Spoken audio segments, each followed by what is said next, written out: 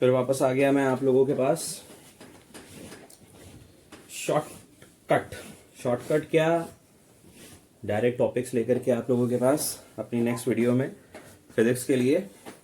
आज geography paper है, hope आप लोगों को ज्योग्राफी पेपर बहुत अच्छा आया हो और बहुत आसान हो और बहुत अच्छा पेपर जाए आप लोगों का। और फिजिक्स आप देखिए, फिजिक्स में आपको क्या क्या चीज़ें, फिजिक्स में पढ़ना अच्छा खासा है, लेकिन उसमें भी मैंने बहुत डायरेक्ट पॉइंट्स की बात करी है, टू द पॉइंट्स की बात करी है और डायरेक्ट चीज़ें आप लोगों को हेल्प आउट करेंगे कि जो है आप लोग उसमें कम समय तो नहीं है, 4-5 दिन गैप है, बहुत है। और 4-5 दिन के गैप में अच्छे से रिलैक्स होकर के सारी चीज़ें अच्छे से पढ़ते हुए आप लोग जो है अपना पूरा कोर्स, ज़्यादा झंझटबाजी मत करो। और बाकी जो टॉपिक बता दे रहे हैं वो टॉपिक आप लोग अच्छे से पढ़ लो, मेमोराइज कर लो, और आप देखेंगे कि 80 में से आप 65, 70, 75 के आसपास स्कोर कर लोगे। इसी के आसपास स्कोर करोगे, ज़्यादा ही रहोगे, 70 प्लस ही रहोगे, 75 के आसपास ही रहोगे, कम नहीं आओगे। 100% वाली श्योरिटी जब देंगे, जब आप लोगों को क्लास लेंगे, पढ़ाएंगे, शुरू से पढ़ाएंगे, फिर उसके बाद शुरू से लेके आप लोगों को चलेंगे, तब देखा जाएगा। तब की तब, अभी फिलहाल इमरजेंसी के लिए देखते हैं क्या क्या कर सकते हैं। तो मैंने अभी जो है फिजिक्स के चैप्टर्स में, सारे फिजिक्स का सिलेबस में से 2 चैप्टर्स इंक्लूड किया है और देख सकते हैं आपकी 2 चैप्टर में इतने टॉपिक्स मैंने कवर किए हैं, इतने इंपॉर्टेंट टॉपिक्स।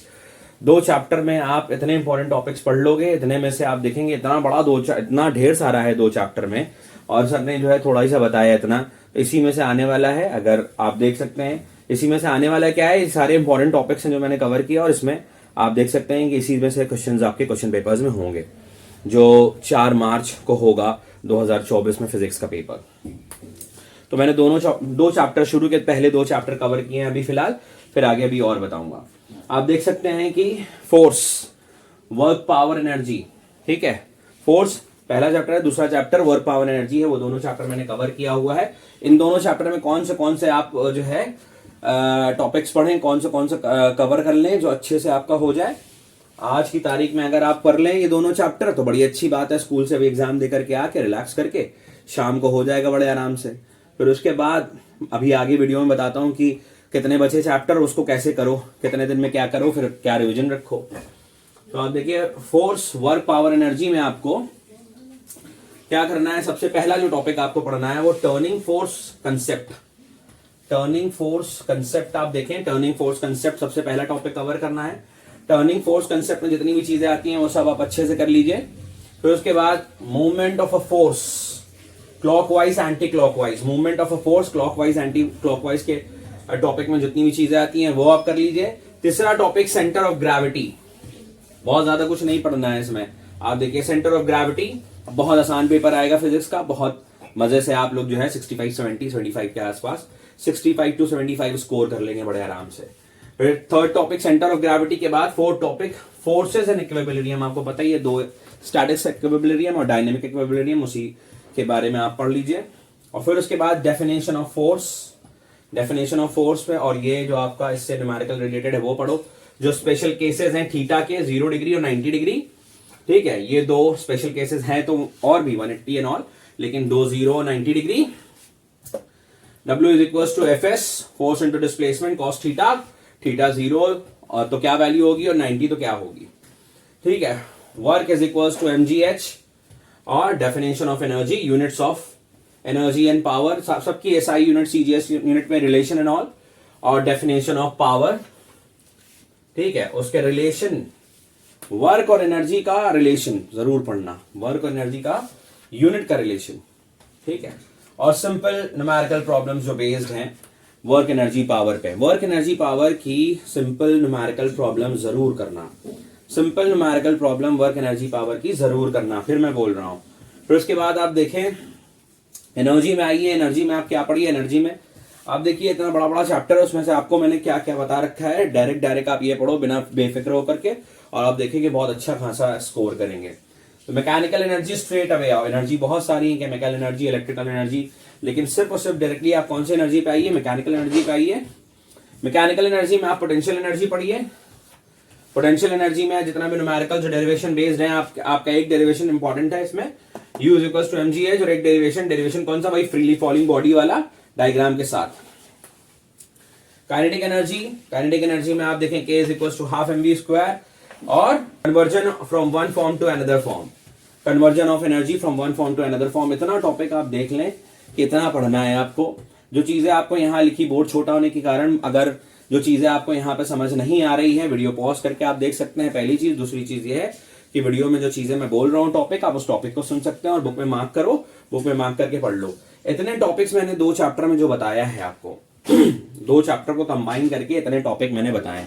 2 चैप्टर का पूरा निचोड़ करके इतने टॉपिक मैंने आपको बताए हैं, आपको कवर करना है। और इसमें सिंपल एग्जाम्पल्स और सिंपल न्यूमेरिकल प्रॉब्लम्स बस इन दोनों चैप्टर के करने हैं। ये टॉपिक कवर करना है, और इस टॉपिक को कवर करने के साथ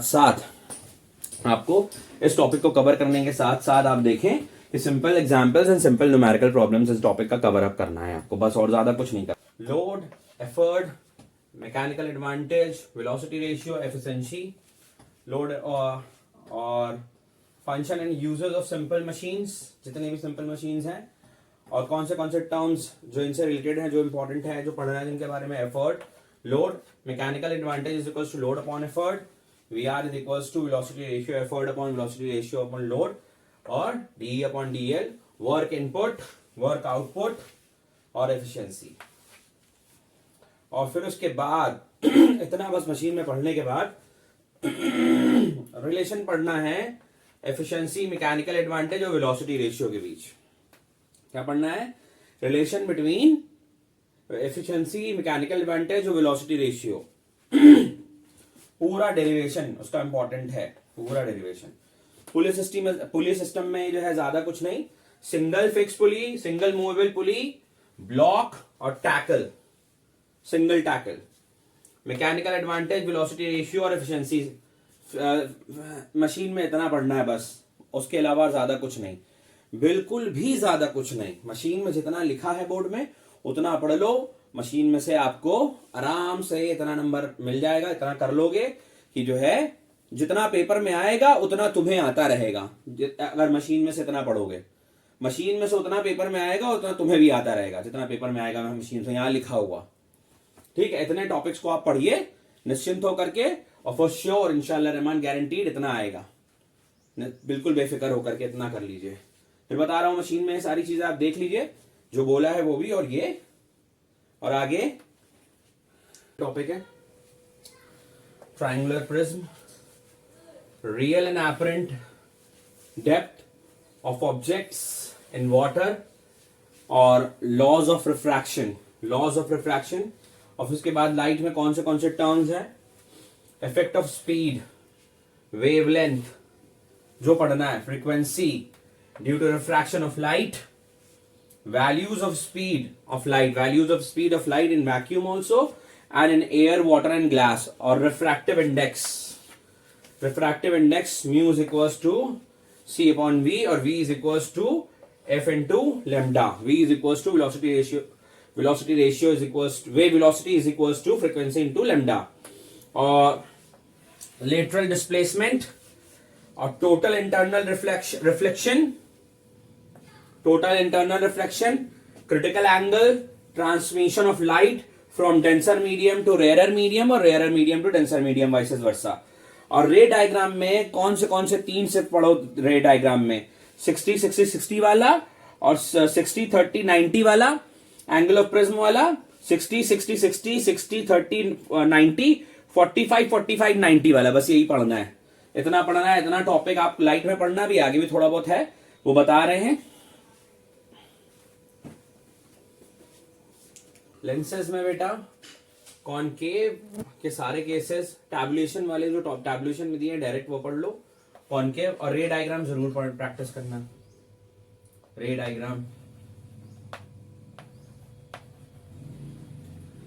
के साथ दोनों केसेस, टैबुलेशन, जितने भी टर्म्स इससे एसोसिएटेड है, रिलेटेड है, सारे के सारे टर्म्स बड़े ढेर सारे हैं, लिखेंगे तो बोर्ड भर जाएगा।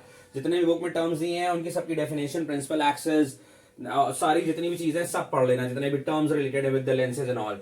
डिस्पर्जन जरूर पढ़ना, स्पेक्ट्रम, इलेक्ट्रोमैग्नेटिक वेव्स जितनी भी हैं सारी की सारी, इलेक्ट्रोमैग्नेटिक रेडिएशन, उसके property, uses, infrared and ultraviolet radiation, lenses में बस इतना ही पढ़ना है, बस ज्यादा कुछ नहीं पढ़ना, ठीक है। साउंड में बच्चों, साउंड में डायरेक्टली आप लोग जंप करें सिर्फ इकोस पे, यूजेस ऑफ इकोस पे in medical field and in sonar. बस बैट, डॉल्फिन और फिशरमैन का भी है, एक बार रीड आउट कर लेना, लेकिन मेडिकल और सोनार का पढ़ना। वाइब्रेशन में सिर्फ 4, डैम्प, नेचुरल, फोर्स्ड वाइब्रेशन, रेजोनेंस और उसकी सिंपल एप्लीकेशन, बस साउंड में इतना। और लाउडनेस, पिच, इसकी कैरेक्टरिस्टिक प्लस फैक्टर्स, साउंड में बस इतना। Characteristic plus factors, sound, loudness and pitch की, वाइब्रेशन में ये चारों, और इकोस के यूजर्स मेडिकल सोनार में, फिशरमैन, बैट और डॉल्फिन का भी अगर पढ़ना हो पढ़ लेना। साउंड में बस इतना पढ़ना है, बस उससे ज्यादा नहीं पढ़ना।